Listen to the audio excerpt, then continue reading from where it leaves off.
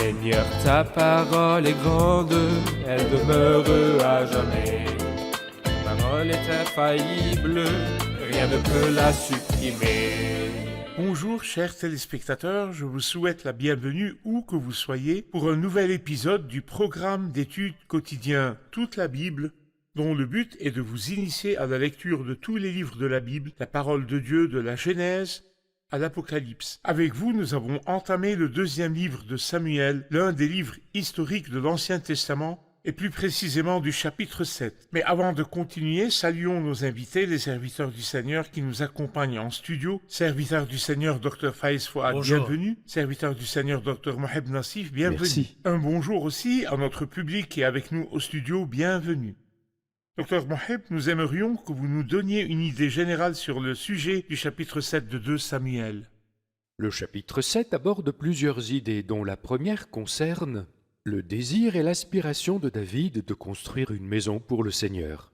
Il a dit « Je me suis construit une maison en cèdre ». Est-ce possible d'habiter dans une maison en cèdre tandis que l'arche de Dieu est installée au milieu d'une tente? Je souhaite construire une demeure pour Dieu. Il partage l'idée avec Nathan le prophète qui lui dit « Fais tout ce que tu as dans le cœur car l'Éternel est avec toi ». Cependant, Dieu intervient et corrige cette pensée. Il n'était pas dans le plan de Dieu que David construise la maison. Malgré cela, le Seigneur reconnaît le désir de David et lui promet de lui faire lui-même une maison, répondant ainsi à ce saint désir. Ensuite, il révèle à David l'alliance de Dieu avec lui et cette alliance comprend la descendance mentionnée dans les versets 11 et 12, ainsi qu'un trône établi pour toujours comme évoqué dans le verset 16. Dans la dernière partie du chapitre, on voit la gratitude et la reconnaissance de David pour l'abondance des bénédictions que le Seigneur lui a accordées, malgré le fait qu'il se considérait lui-même petit, insignifiant, un simple berger. Il reconnaît qu'il l'a choisi et l'a fait sortir de l'étable pour l'asseoir sur le trône du royaume. Il va exprimer toute sa reconnaissance au Seigneur et appellera Dieu à 6 reprises Seigneur et il dira de lui-même qu'il est serviteur à 8 reprises dans cette partie. Très belle parole.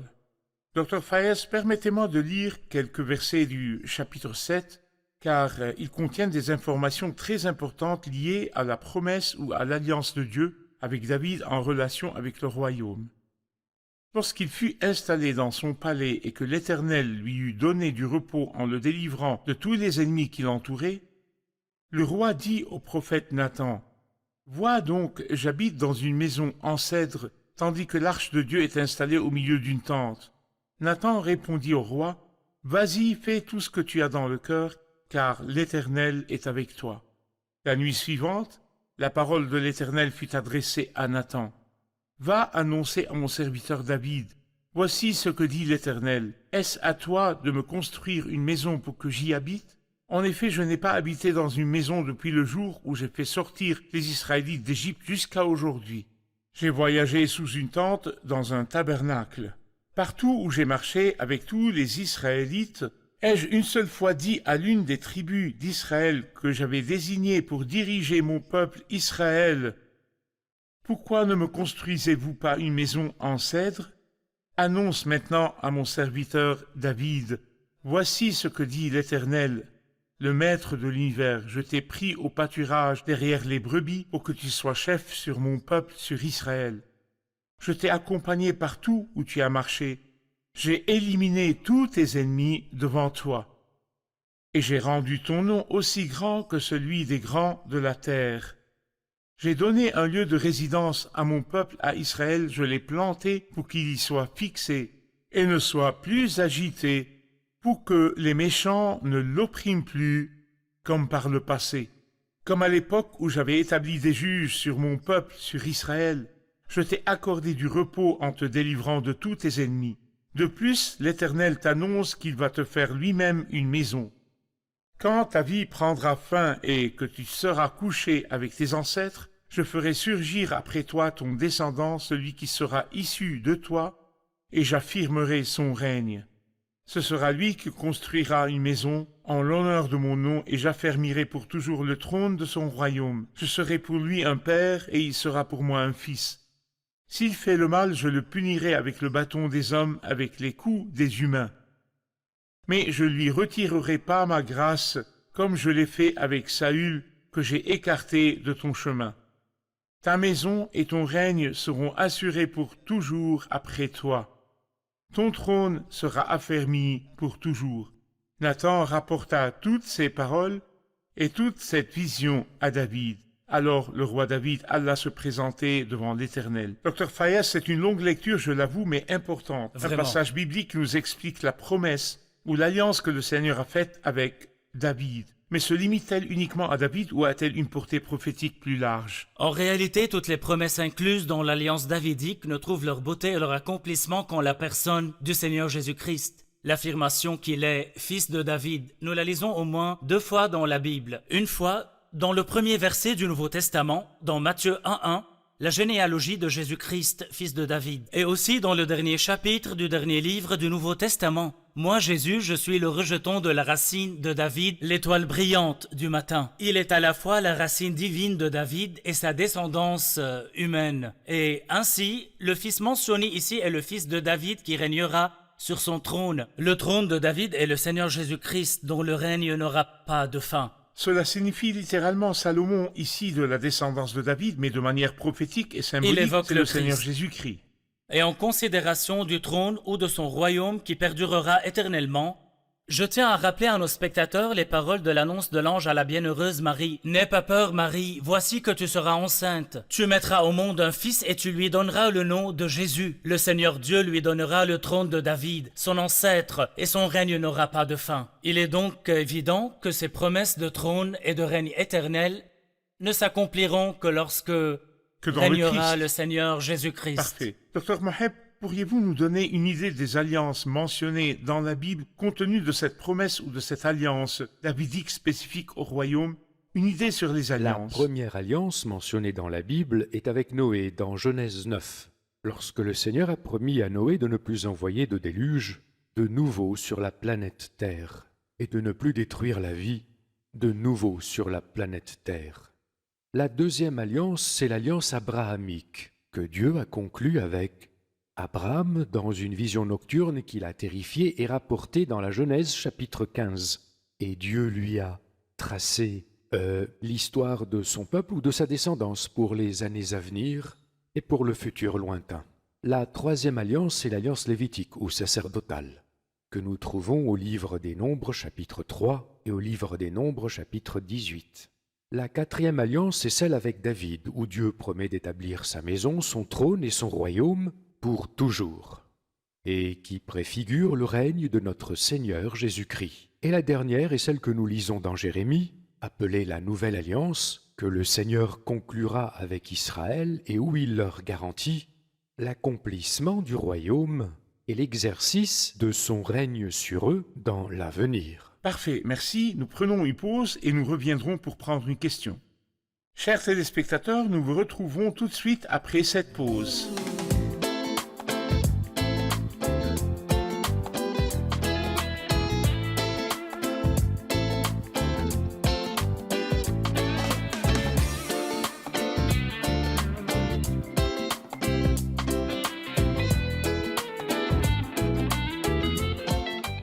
Nous sommes de retour, chers téléspectateurs, pour répondre à une question du public.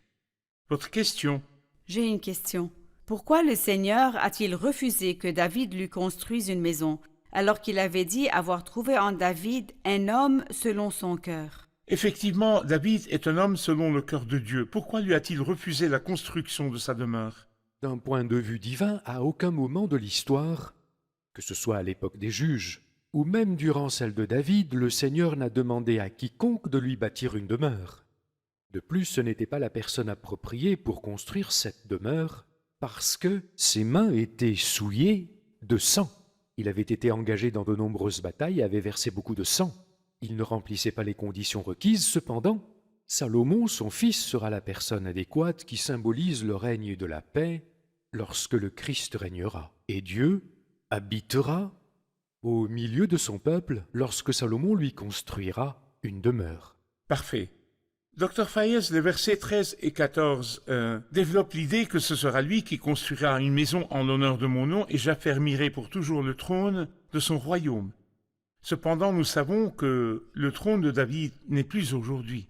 Omission accidentelle? Ou Dieu n'a-t-il pas été capable de maintenir sa promesse envers David? C'est quoi? Tout ce qui sort de la bouche du Seigneur, il est tenu de l'accomplir. S'il ne l'a pas été jusque-là, il est certain qu'il le sera. Dans ce passage du 2e livre de Samuel, chapitre 7, David a une très belle formule. « Éternel Dieu, agis comme tu l'as dit. Ce qui sort de ta bouche, accomplis-le. » Dieu n'est pas un homme pour mentir, ni le fils d'un homme pour revenir sur sa décision. Ce qu'il a dit ne le fera-t-il pas? Ce qu'il a déclaré ne l'accomplira-t-il pas? Le Seigneur est tenu de réaliser tout ce qui sort de sa bouche. Donc si la promesse du royaume de David et du fils de David doit durer éternellement, ne s'est pas encore réalisée, cela signifie que nous attendons son accomplissement. Et cela se produira lorsque le Seigneur Jésus-Christ reviendra et régnera. Alors son règne n'aura pas de fin, selon la prophétie de l'ange à la bienheureuse Marie. Parfait. Docteur Moheb, nous avons su du docteur Fayez que ces paroles se reflètent au Christ qui viendra de la lignée de David. Cependant, j'aimerais que vous me donniez une idée du plan chronologique de la vie du Christ en tant qu'homme, ses souffrances, sa gloire, son rejet et son règne. Lors de la première venue du Christ, il se présenta humble et pauvre, faisant le bien et en guérissant tous ceux qui étaient sous la domination du diable. Il manifesta amour et compassion, vivant sur terre dans la pauvreté. Les Juifs le refusèrent, le rejetèrent bien qu'il fût le roi, le Messie annoncé dans les prophéties, et malgré les preuves évidentes de grâce et de puissance qu'il démontrait dans sa vie publique. Et le Seigneur leur avait dit dans Jean 15, « Si je n'étais pas venu et ne leur avais pas parlé, ils ne seraient pas coupables.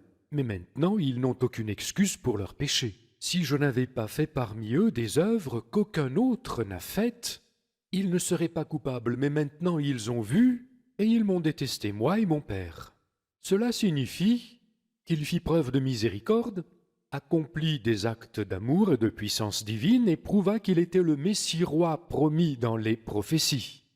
L'ange apportant la bonne nouvelle à Marie lui dit « Le saint enfant qui naîtra sera appelé fils de Dieu et le Seigneur Dieu lui donnera le trône de David, il régnera sur la famille de Jacob éternellement, son règne n'aura pas de fin. » Malheureusement, lors de sa première venue, les Juifs le rejetèrent. Il est venu chez les siens et les siens ne l'ont pas accueilli. Et les conséquences de ce refus, les effets de la crucifixion du Christ, mort comme un malfaiteur sur une croix, c'est qu'à ce moment-là, le Christ n'a pas pris possession de son royaume. Le livre de Daniel, chapitre 9, fait référence à 70 semaines, fixées pour le peuple de Daniel, c'est-à-dire Israël, divisé ainsi, depuis le moment où la parole a annoncé que Jérusalem serait restaurée. Et cela s'est produit à l'époque d'Artaxercès, au temps de Néhémie. Il les répartit 69 semaines, soit 7 semaines et 62 semaines. Donc Bien après, sûr, les semaines sont des années. Les semaines sont des années. Ok. Après les 69 semaines, soit 483 ans, le Messie sera exclu et personne pour lui venir en aide. Donc il ne prend pas possession de son règne sur terre. Ils le crucifièrent et le mirent à mort. Et parce qu'ils rejetèrent le Christ-roi, c'est eux qui seront mis de côté et la prophétie s'arrêta à ce stade après la crucifixion du Christ. La période actuelle est celle de la formation de l'Église qui n'a aucun lien avec la prophétie ni avec les 70 semaines.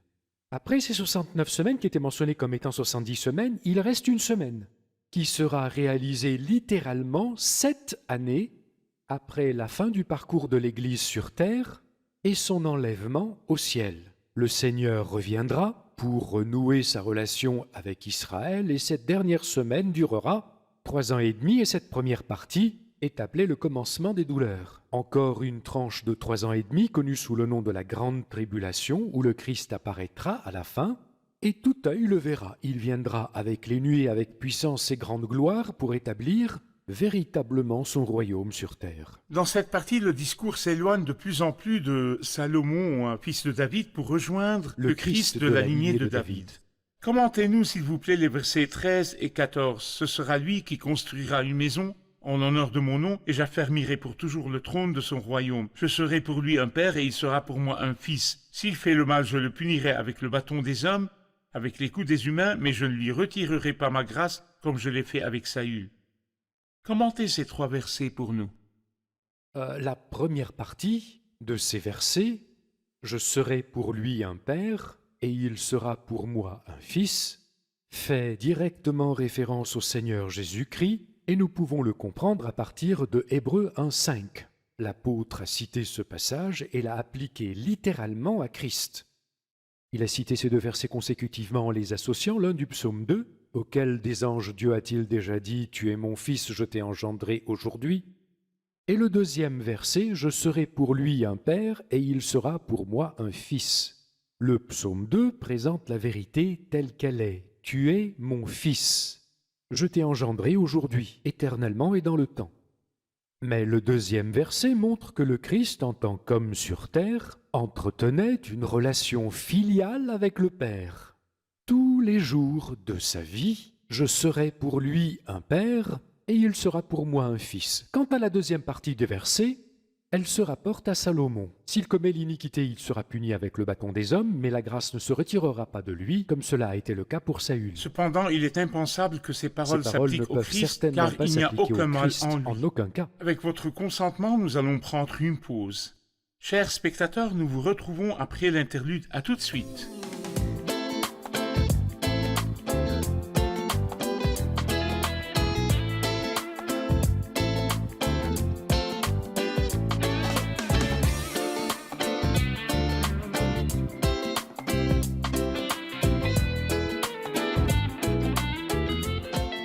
Nous sommes de retour, chers spectateurs, pour répondre à la question du public. Votre question? Nous parlons ici d'une demeure de Dieu. Mais comment un Dieu infini peut-il habiter une demeure définie? En effet, nous l'appelons la maison de Dieu. Comment Dieu, qui est infini, peut-il habiter une demeure matérielle limitée? Votre question me rappelle une interrogation de Salomon lors de l'inauguration du temple. Lorsqu'il construisit le temple, un bâtiment extrêmement somptueux et grandiose, et que la gloire du Seigneur y résida, Salomon s'étonna. Mais quoi? Dieu pourrait-il vraiment habiter sur la terre, parmi les humains sur terre? Cette maison que j'ai construite le pourrait d'autant moins. Il était émerveillé que le Seigneur accepta de résider dans ce lieu magnifique. Mais ce qui est encore plus étonnant, et que nous lisons dans le Nouveau Testament, c'est que la parole s'est faite homme. Elle a habité parmi nous, il a dressé sa tente parmi nous, ce qui signifie que Dieu a caché la gloire de sa divinité dans une enveloppe charnelle et sa divinité sous une condition de serviteur. Il a partagé notre chair et notre sang, devenant en tout semblable aux êtres humains. Dieu s'est manifesté dans la chair non pas à 50% homme et 50% Dieu, mais à 100% Dieu. Donc cette personne qui est de toute éternité et pour l'éternité est à 100% Dieu, Dieu en toutes choses. Avant d'apparaître dans la chair, il est à 100% homme, en tout semblable aux hommes, excepté le péché. C'est pour cela qu'on l'appellera merveilleux conseiller, car en lui la divinité et l'humanité se sont unies. Si nous avons bien compris, vous dites que la présence de Dieu dans une demeure ne limite pas son omniprésence. Aussi le fait que Dieu se manifeste dans un corps ne signifie pas qu'il n'est pas présent partout. Évidemment. Très bien. Vous avez touché un sujet sensible. Vous disiez que Jésus, l'homme vivant sur terre avec un corps mortel, possédait en lui à la fois la divinité et l'humanité. Bien sûr, c'est explicitement dit.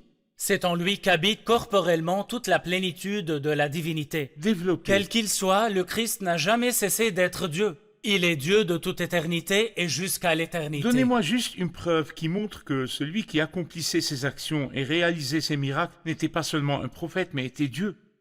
Juste une preuve. La preuve est qu'il a manifesté son humanité dans de nombreuses situations. Par exemple, il a éprouvé la fatigue, il a dormi, il a ressenti la faim et la soif. Dans toutes les situations où il a montré son humanité, immédiatement après, il a manifesté sa divinité. Par exemple, quand il a pleuré la mort de Lazare, juste après, par sa divinité, et il a dit « Lazare, lève-toi !» Et le mort se leva. Oui. De même, lorsqu'il calma la tempête et apaisa la mer. Sa divinité se manifesta lorsqu'il multiplia 5 pains et 2 poissons pour nourrir au moins 15 000 à 20 000 personnes. Cela témoigne Son de humanité sa divinité. et sa divinité cohabitaient Vrai en lui. homme et vrai Dieu. Et n'est-ce pas qu'il a aussi comparé son corps au temple? Détruisez ce temple. Ce temple, et en 3 jours je le relèverai. Merci, Dr Fayez. Dans son entretien avec Nicodème, Jésus lui dit « Personne n'est monté au ciel, sinon celui qui est descendu du ciel, le Fils de l'homme, qui est dans le ciel, lui aussi. » Et c'est sur terre, en face à face, qu'il parle avec lui. et qui pourtant remplit tout l'univers de sa divinité. Docteur Moheb, en 1 minute, dites-nous la réaction de David au message qu'il a reçu et l'attitude de son cœur lorsqu'il s'est tourné vers le Seigneur. David ressentait une profonde gratitude pour la grâce de Dieu qu'il avait considérablement distingué et choisi, l'élevant sur le trône, conscient des promesses que le Seigneur lui avait faites concernant sa maison, sa descendance et son royaume éternel. Il se sentait vraiment très indigne de toutes ces bénédictions.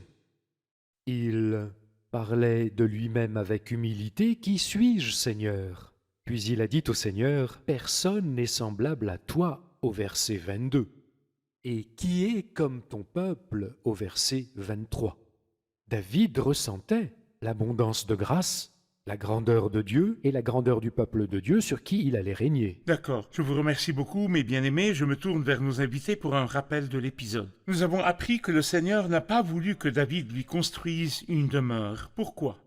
Le Seigneur n'avait pas prévu que David lui construise une demeure, car c'était un homme de sang qui avait fait de nombreuses guerres. Mais Salomon était l'homme choisi. Parfait.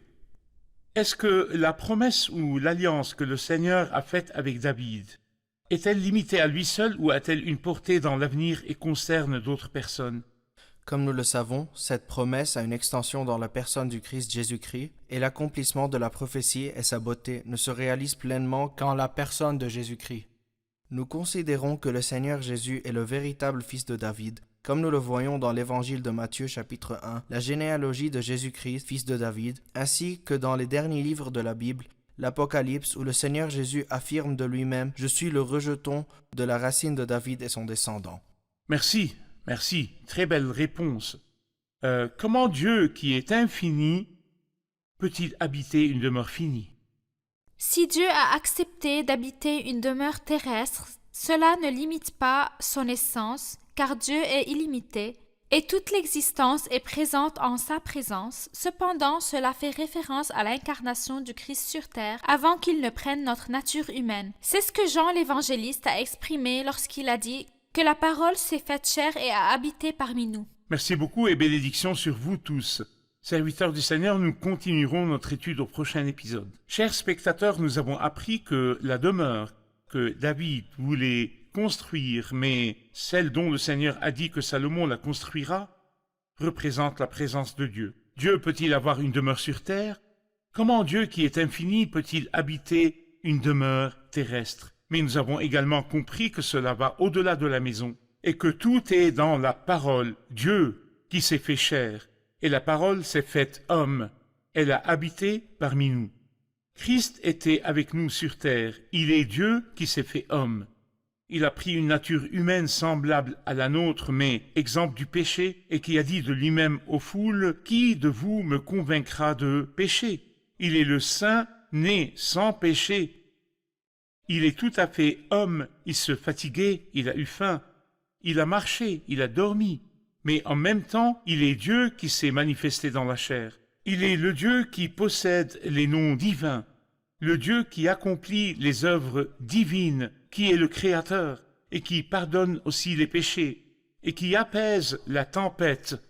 Il est le Dieu qui a tous les attributs divins, et qui a dit de lui-même, « Là où 2 ou 3 sont rassemblés, en mon nom, je suis au milieu d'eux. » Qui peut être au milieu des assemblées partout où elles se trouvent, sinon Dieu l'infini?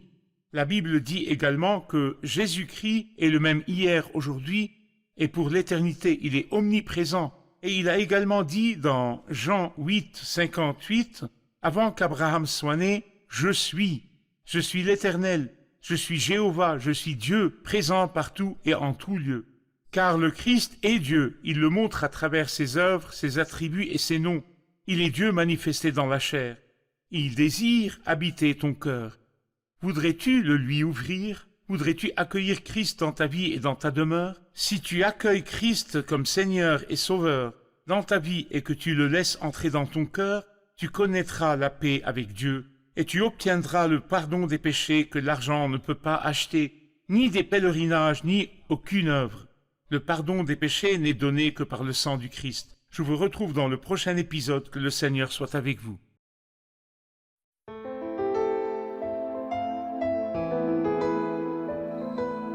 Seigneur, ta parole est grande, elle demeure à jamais. Ta parole est infaillible, rien ne peut la supprimer.